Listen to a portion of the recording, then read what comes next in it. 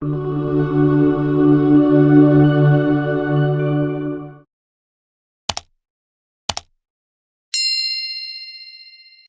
Bu ya, suami aja nawarkan, "Mah mau nggak ikut papa? Papa nanti kasih handphone S10 sama gelang nggak Pak?" Ikut ya. Dan tanpa pikir. Dalam bahasa Arab, sesuatu yang disetujui tanpa difikirkan lagi itu disebut bala namanya. Bala, sekali saja, sekali ya, tidak dua kali.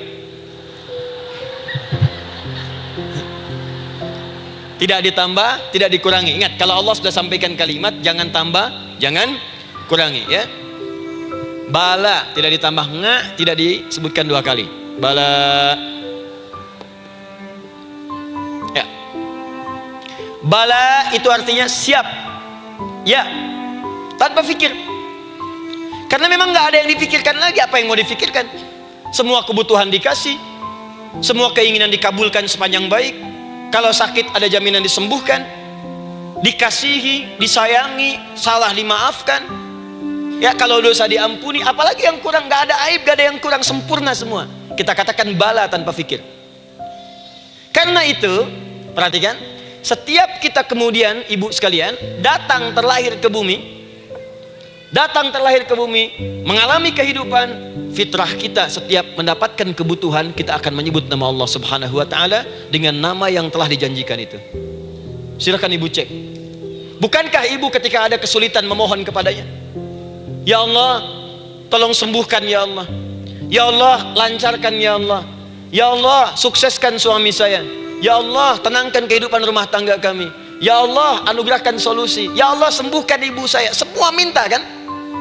Dan dahsyatnya ketika ibu memohon kepada Allah itu, ibu gunakan kalimat yang telah disepakati ketika Allah sampaikan kepada kita. Rabb, Rabb, Rabb. Perhatikan, kalau ibu berdoa, doa apa paling favorit? Rabbana atina fid dunya hasanah, fil akhirati hasanah, wa qina. Doa apa itu? Sapu jagat. Baik. Bu bayangkan, Nabi aja nggak tahu tuh istilah itu sapu jagat. Ibu tahu? Wah, Masya Allah, Indonesia kreatif, luar biasa. Ada doa sapu jagat, nggak ada doa sapu nggak ada jagatnya, ada doa jagat nggak ada sapunya. Wah, pokoknya luar biasa lah. Ya, ya, lihat, bukankah kalimatnya dibuka dengan Rabb? Rabbana atina fid dunya sana. Rabbana zalamna anfusana wa illam taghfir lana wa tarhamna lanakunanna minal. La yukallifullahu nafsan illa laha ma kasabat wa 'alaiha mak. Perhatikan, Rabbana la in nasina Rabbana Rabb. Ini ayatnya. Sapu jagat Quran surah 2 ayat 201. La yukallifullahu, Quran surah 2 ayat 286. Rabbana zalamna, Quran surah 7 ayat 23. Yang ingin saya sampaikan, setiap kita butuh sesuatu, kita menyebut namanya dengan kalimat Rabb. Kenapa kita katakan Rabb? Karena Allah sendiri menyebutkan dengan kalimat Rabb. Alastu bi rabbikum, saya nanti adalah Tuhan yang akan memperhatikan kalian, menyayangi kalian. Saya Tuhan yang akan merawat kalian, memberikan semua kebutuhan. Makanya ibu tuh kalau ada persoalan nagih seakan-akan ke Allah. Ya Allah, kan Engkau yang berjanji kepada saya. Engkau yang berjanji, Engkau yang menepati ya Allah, karena Engkau Tuhan. Kalau manusia, dia berjanji, dia yang mengingkari. Dia awali, dia yang akhiri. Tapi Engkau beda ya Allah. Kenapa? Engkau berjanji, Engkau yang menepati. Quran surah ketiga ayat 9. Innallaha la yukhliful mi'ad. Engkau yang berjanji, Engkau yang menepati. Engkaulah awal dan akhir dari semua hal. Engkau mengatakan saya Rabb yang akan memberikan semua kebutuhan. Sekarang saya butuh ya Allah. Engkau berjanji akan menyembuhkan, sekarang saya sakit ya Allah. Engkau berjanji akan memberi solusi, sekarang saya sedang punya masalah ya Allah. Engkau berjanji akan memberikan kesuksesan, sekarang saya sedang menapaki itu ya Allah. Makanya ibu sebutkan kalimat Rabb, Rabb, Rabb, Rabb. Jadi sesungguhnya doa itu adalah fitrah dari setiap manusia, karena mulai dibangun komitmen sebelum dia dilahirkan ke muka bumi. Jadi kalau kita bicara tentang doa, doa itu fitrah kehidupan bagi setiap manusia. hidup. Sekaligus penanda komitmen yang membedakan antara Khalik dengan makhluk, hamba dengan Allah, manusia dengan Tuhan. Kan Allah katakan, saya Rabb ya, saya yang ngasih, saya yang Tuhan. Berarti kita yang makhluk kan, kita yang butuh kan. Allah yang memberi, kita yang butuh. Untuk membedakan mana yang butuh, mana yang ngasih, maka pembedanya adalah doa. Jadi kalau ada manusia yang gak pernah doa selama hidup, itu tandanya ada yang salah dengan kehidupannya. Karena seakan-akan dia gak butuh Tuhan. Sebab perbedaan manusia dengan Tuhan itu sebelum lahir, salah satunya ditunjukkan dengan sifat butuh kita kepada Allah. Makanya sekaya-kayanya orang itu pasti berdoa. Manusia paling kaya di muka bumi pun kalau besoknya mau ada pekerjaan atau proyek, dia berdoa dulu tuh, ya Tuhan tolong lancarkan proyek ini. Butuh. Pejabat setinggi-tingginya, kalau sudah mau mulai kemudian ada pemilihan, kalau mulai ada kebijakan, kalau mulai ada apapun, berdoa juga. Itu tandanya butuh. Butuh. Di setiap manusia itu pasti butuh dengan Allah. Karena itu kalau ada manusia yang gak pernah berdoa selama hidupnya, itu langsung mendapatkan kecaman dari Allah dan dijamin akan masuk neraka yang paling dalam. Karena seakan-akan dia sudah gak butuh dengan Allah. Saya ulang ya, saya ulang. Doa itu fitrah hidup manusia yang sekaligus menunjukkan statusnya sebagai hamba. Jadi kalau ibu update status di media sosial, mulai sekarang tuliskan hamba. Hamba. Sudah. Mau sifatnya apapun tetap hamba. Ya, mau pejabat, mau orang kaya, mau cukup, mau macam-macam, mau ustadz, mau syekh, mau habib, tetap ujungnya hamba.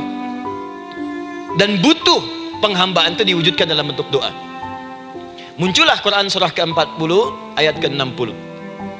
Wa qala rabbukum, Rabb, selalu Rabb.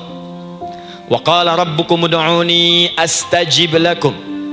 Innal ladzina yastakbiruna an ibadati, awas, sayadkhuluna jahannama dakhirin. Allahu akbar. Dan Rabbmu berfirman, mengingatkan kembali kepada kalian semua, hei hamba-hambanya, kalau ada kebutuhan, kalau ada masalah, kalau ada permintaan, kata Allah, ayo doa sama saya, minta. Kan kita sudah bikin perjanjian. Makanya Allah katakan, kalau punya masalah bu, berdoa, bukan mengeluh. Kalau punya persoalan bu, berdoa, bukan bikin status. Rasanya aku tidak sanggup, ditulis di Facebook. Apain? Terus kalimat Allahnya pun jelas, minta kepadaku, bukan mengeluhkannya. Kamu tidak seperti yang aku kira. Nungguin komen sambil masak, celing ada satu, ece kunaon. Makin meluas masalah. Untuk abi mas sabar. Sudah. Paham ya? Jadi ini kaidah hidup yang pertama. Sebetulnya sederhana, cuman jarang digunakan gitu. Sederhana, cuman jarang dipakai. Kata Allah kan, kamu doa itu saya kasih ketenangan. Jadi bu, gini, doa itu manfaatnya, walaupun solusi belum datang, tapi hati tenang. Tenang. Jadi kalau mau curhat-curhat sama Allah, sampaikan, minta, mohon, berikan. Minimal tenang. Saya kasih rahasia ya. Ini di antara kita saja nih. Lihat sini. Saya hapus dulu deh. Bismillah. Masya Allah. Mau ngapus sendiri, nulis sendiri, penghapus, lari sendiri.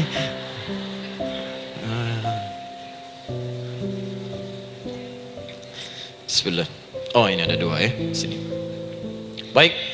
Buka Quran surat 7 ayat 205. Quran surat 7 ayat 205. Doa itu disebut zikir di ayat itu. Jadi kalau ibu sedang berdoa, itu sedang berzikir. Wadhkur rabbaka fi nafsika tadarruan wa khifatan wa dunal jahri minal qaul. Ada ayatnya? Oke. Pakai Rabb lagi kan? Wadhkur rabbaka. Kalau engkau punya masalah, Kata Allah, sekecil apapun. Di rumah tangga kah, di kantor kah, kehidupan sosial kah. Kata Allah, ayat sebut, minta kepada Allah. Berdoa. Doa disebut dengan zikir. Zikir itu semua kegiatan yang membuat kita ingat Allah. Zikir. Baca Quran, zikir. Dalilnya Quran surah ke-15 ayat 9. Inna nahnu nazzalna dzikra. Kami turunkan Al-Quran sebagai zikir. Menghafal Quran, zikir. Quran surah 54 ayat 17, ayat 22, ayat 32, ayat 40. Walaqad yassarnal Qur'ana lidzikri. Kami akan mudahkan Al-Quran untuk diingat, dihafalkan. Zikir, sebagai zikir kepada Allah. Ibu selepas sholat baca subhanallah, alhamdulillah, Allahu akbar, zikir. Quran surah keempat ayat 103. Fa'idha qadaitumus salata fadhkurullah. Maka jika anda telah tuntas mengerjakan sholat, segera berzikir kepada Allah.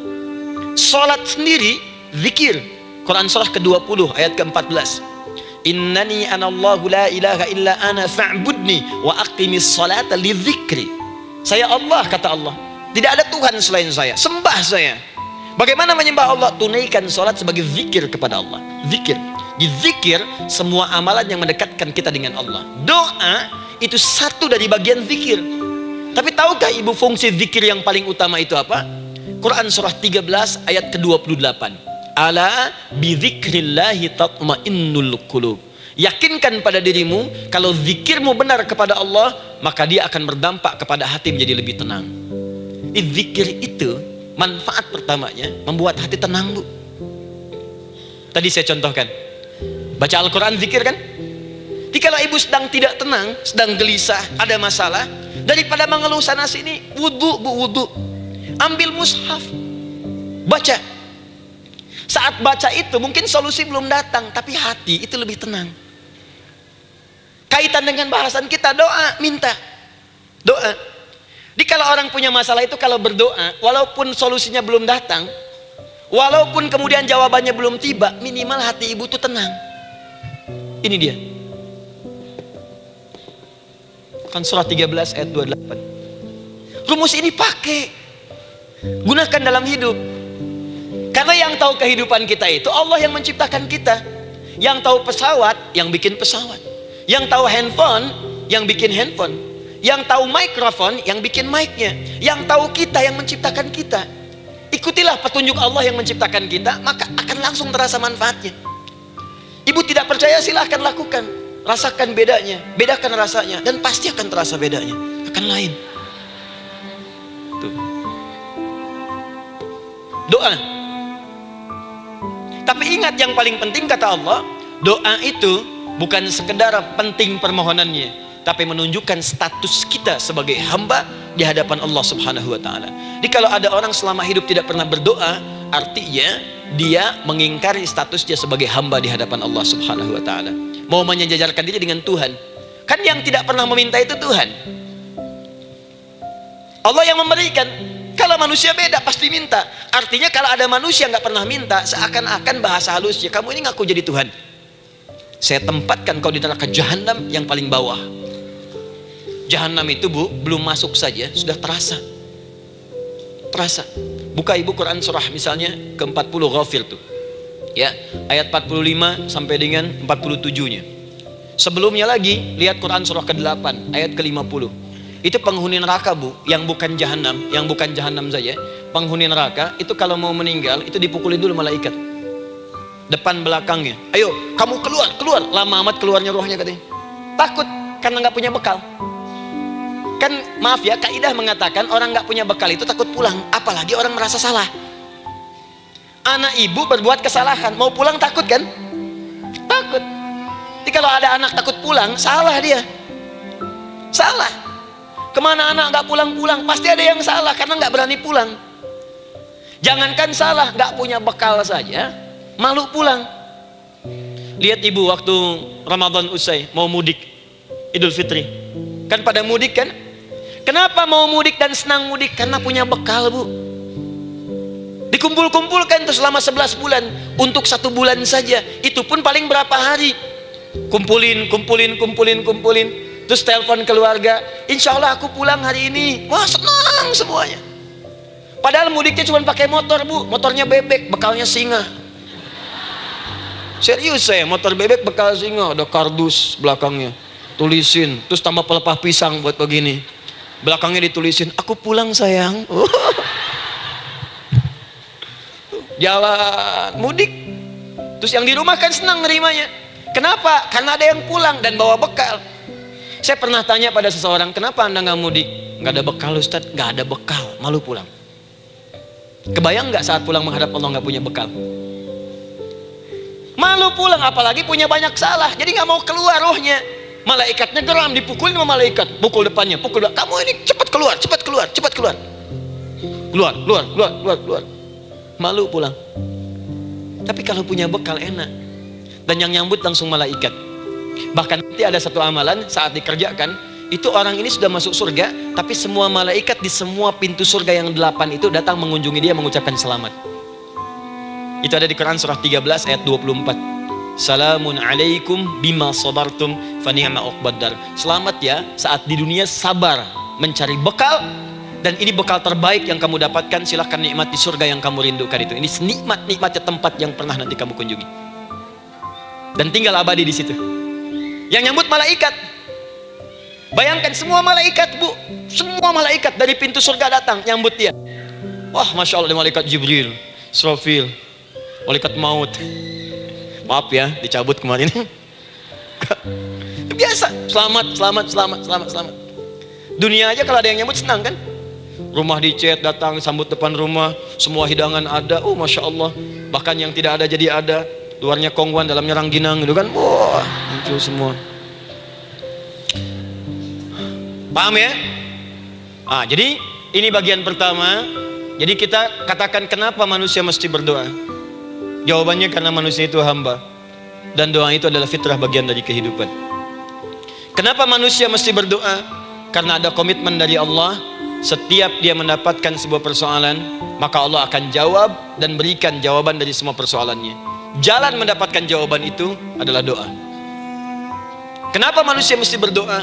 Karena dia butuh dengan Allah. Dan puncaknya, kenapa dia mesti berdoa? Karena Allah ingin membahagiakan kehidupan dunianya sebelum sampai keabadiannya di akhirat. Di ketika kita berdoa, sebetulnya kebaikan untuk kita, karena Allah ingin kita bahagia, ingin mudah hidupnya.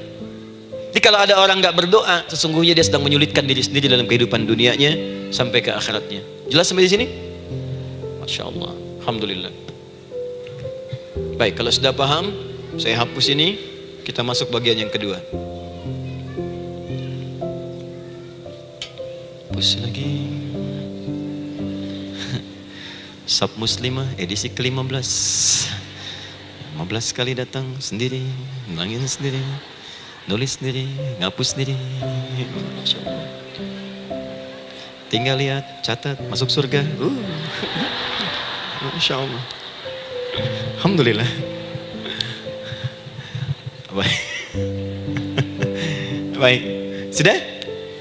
Alhamdulillah. Saya ingin setiap pembahasan kita dipahami ya.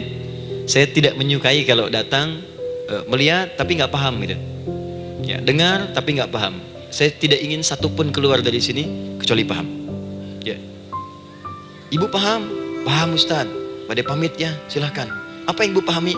Doa.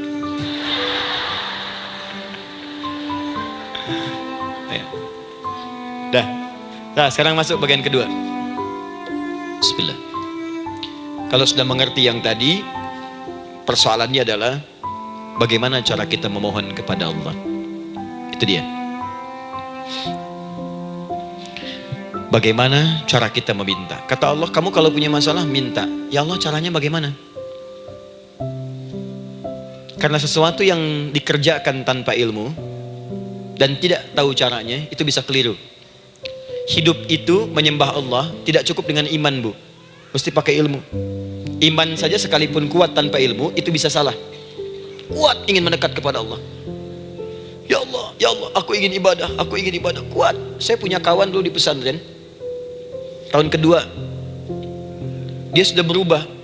Ya, tadinya orang tuanya melihat anaknya, Masya Allah, tiba-tiba ada perubahan, senang ibadah, Bu. Malam-malam dia bangun, ini kisah nyata, saya alami sendiri. Masya Allah, saya senang sekali. Kita saling doakan, dia bangun malam tahajud. Bangun jam 2, Anda bayangkan. Yang sebelumnya menjelang subuh atau apa. Ini malam Jumat lagi, malam libur. Malam libur biasanya santri itu kebanyakan ada yang keluar, ada yang main, ada yang macam-macam. Ini dia malam tahajud. Jam 2 bangun. Saya bahagia sekali. Udah bangun, sholat, selesai. Cuman pas waktu mau subuh, kok saya lihat tidur. Saya bangunkan kan. Fulan, bangun. Oh iya, kata, iya. Oh mungkin nanti mau nyusul. Saya pikir istirahat dulu. Saya ke masjid lah. Udah ke masjid, dah selesai. Kita diskusi di masjid, selesai. Semua pulang saya jam 7. Saya lihat masih tidur juga. Barangkali dia sudah tadi sholat mungkin di kamar, nggak sempat ke masjid karena capek. Tapi saya lihat kok posisinya nggak berubah. Di situ juga. Akhirnya setengah jam saya tunggu, saya bangunkan. Akhi, bangun. Bangun. Kenapa Adi, katanya? Saya kira antum belum sholat subuh ya. Adi gimana sih? Kan udah saya jama dengan tahajud tadi. Udah saya jama dengan tahajud. Jadi memang kekuatan imannya lagi tinggi, cuman ilmunya kosong. Ini yang bahaya. Besok-besok kalau orang kayak gini sholat subuh bisa 4 rakaat. Ya. Karena itu berdoa penting, cuma kita mesti tahu caranya. Yuk kita mulai bagian pertama. Quran surah kedua ayat 186, paling kiri sebelah bawah. Sudah? Wa idza sa'alaka 'ibadi 'anni fa inni qarib. Fokus. Kata Allah, kalau hamba-hambaku Muhammad SAW bertanya kepadamu, minta petunjuk untuk mencari-cari aku. Tuh Bu, coba lihat ayat doa dibuka lagi dengan kalimat hamba untuk menegaskan status kita. Jadi kalau ditanya kita siapa di hadapan Allah, makanya nggak usah sombong. Jangan sombong karena kita cuma hamba. Karena itu ketika Korun sombong, Korun tuh manusia terkaya yang pernah hidup di bumi. Hartanya Bu, ini saya kasih bocoran sedikit, kunci berangkasnya saja kemana-mana itu suka dibawa, dipikul paling sedikitnya 8 bodyguard, cuman bawa kunci berangkas saja begini. Di Korun pengen ngasih tahu, kalau ada yang pengen nyuri di tempat saya silahkan aja. Ini aja bodyguard saya ngangkat kuncinya susah. Korun. Jadi kalau Anda tidak sekaya Korun, jangan ikutan sombong, telat, gak ada kerjaan, sudah ada yang lebih kaya. Ya. Dan apa yang terjadi? Fakhosabna, kata Allah, kami telan, likuifasi, telan oleh bumi semua, dengan kekayaannya semua habis. Jadi ketika ada seseorang yang lupa dengan statusnya sebagai hamba, maka Allah akan memberikan pelajaran kepadanya untuk taubat. Kalau nggak mau taubat juga, telan habis, untuk menunjukkan kamu tuh bukan Tuhan, saya Tuhannya. Maka jangan ikutan sombong. Kalau ada yang baru punya Ferrari, Lamborghini, Lamborghini, ya, wah, bikin rame di jalan, cuman nggak update status, kasih tahu, maaf mas, telat. Itu gambaran hidup. Dan ingat, setiap dibuka dengan kalimat permohonan, itu kalimatnya hamba. Hambaku, hambaku, hambaku. Termasuk mau minta taubat, hamba. Quran surah 39 ayat 53. Qul ya ibadiyalladzina asrafu ala anfusihim la taqnatu min rahmatillah. Katakan Muhammad pada hambaku yang merasa banyak dosa, pengen berdoa minta taubat. Kata Allah, hamba, saya terima taubatnya, hamba. Ini ya. Ini pun adab yang pertama dari Al-Quran. Adab yang pertama, kalau kita ingin berdoa dan doa itu cepat ingin dikabulkan, maka berdoalah dengan cara menghamba di hadapan Allah Subhanahu wa ta'ala. Jangan merasa tinggi.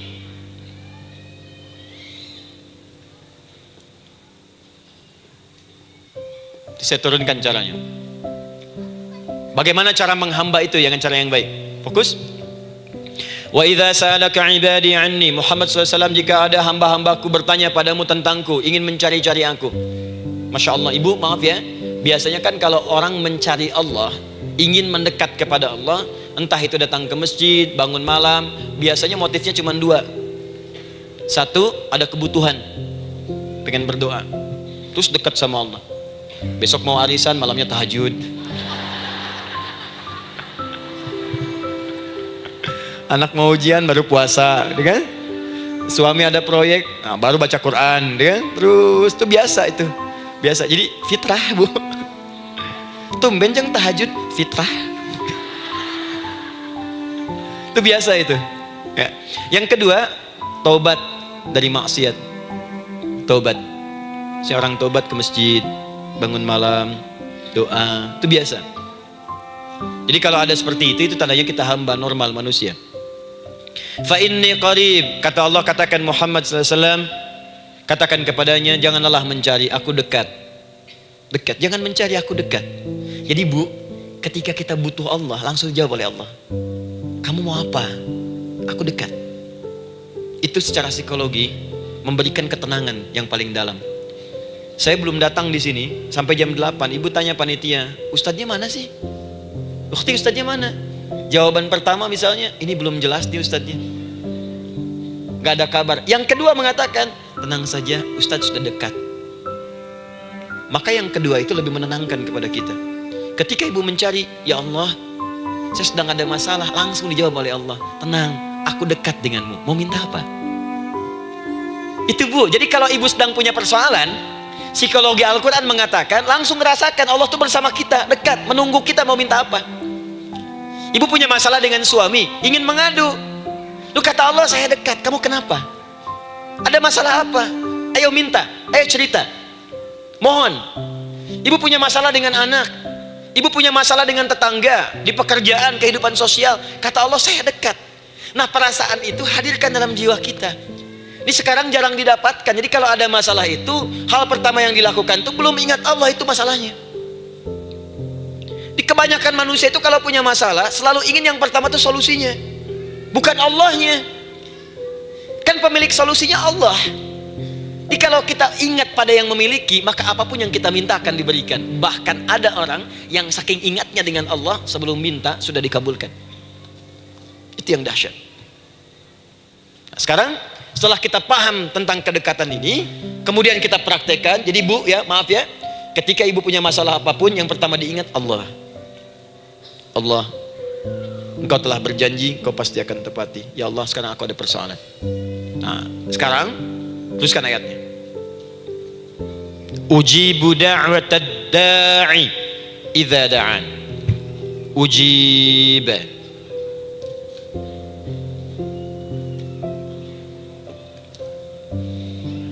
Ujibu da'watad da'i idza da'an. Aku pasti akan menjawab, mengabulkan setiap doa hambaku jika dia bermohon kepadaku. Saya ingin ajarkan sedikit di gramatikal bahasa Arab. Ujib itu disebut dengan fi'il mudhari namanya. Saya kasih rumus cepat Bu ya. Insya Allah kalau ibu fokus dengan rumus ini, ibu nanti bisa memahami Al-Quran dengan baik. Saya kasih satu kalimat, hafalkan baik-baik. Ini gampang kok. Anita.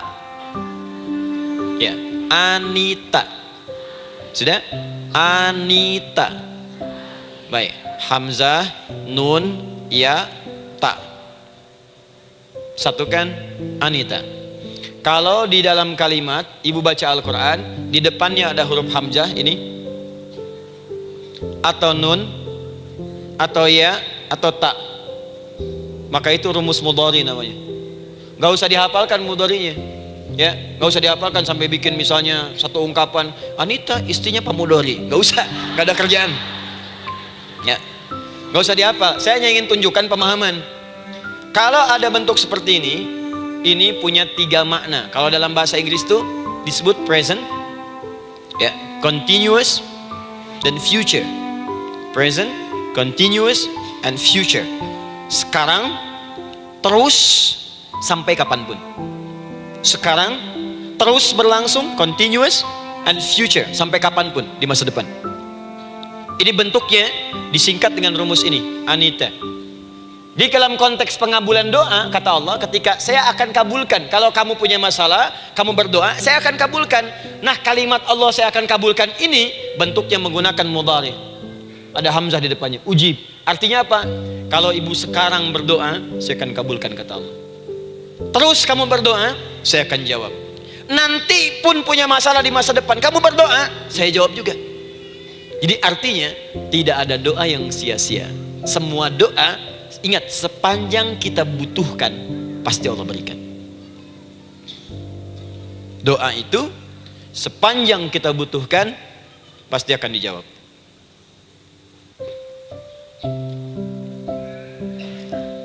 Nanti Nanti kapan dijawabnya, seperti apa jawabannya, nanti bagian ketiga. Kadang-kadang minta sekarang, dijawabnya nanti. Minta sekarang, dijawab sekarang. Ada yang mintanya A, dijawabnya B. Itu yang paling dahsyat. Jadi kalau saya tanya, kalau kita berdoa, dijawab tidak oleh Allah? Itu janji Allah. Setiap orang berdoa, pasti dijawab. Nah, hanya persoalannya, seperti apa doa yang cepat dijawab itu? Apakah semua doa langsung dijawab seketika? Akankah mendapat jaminan langsung dijawab? Ternyata kalimat dijawab ini diikat dengan syarat ketentuan berlaku. Apa di antara syarat dan ketentuannya ini? Teruskan ayatnya.